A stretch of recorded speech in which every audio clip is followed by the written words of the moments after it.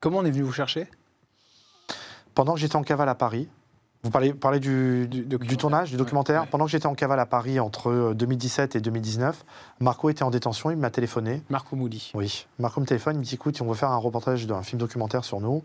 Est-ce que tu peux rencontrer les producteurs? Alors, je lui dis d'accord, j'ai été les rencontrer. Il y avait Benjamin Lalouf et le scénariste Olivier Bouchara. Et il me propose, il me dit voilà, on va faire un documentaire sur vous qui va certainement être vendu sur Netflix. Et ça serait bien que vous y participez. Et puis, de toutes les manières, si vous n'y participez pas, il se fera sans vous. D'accord. Donc, si vous voulez, on nous l'a un peu imposé. On vous a imposé. C'est pour ça que je reviens à ce que je vous ai dit tout à l'heure. On pose souvent la question pourquoi vous l'avez fait? Parce que de toutes les manières, sans nous, il aurait été fait. Ouais. Et sans nous, on n'aurait pas pu s'exprimer et dire des. Et vous avez pu dire au moins ce que vous vouliez. Pourquoi vous reconnaissez qu'à demi-mot être le cerveau de cette arnaque à la taxe? Parce que c'est très prétentieux de le dire. Même vrai si, de toute façon, si je dis que c'est faux, si je dis que c'est pas moi, c'est un mensonge.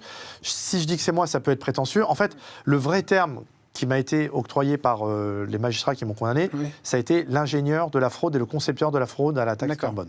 Voilà, c'est le vrai terme. Et après, les journalistes par extension, m'ont décerné le titre de cerveau.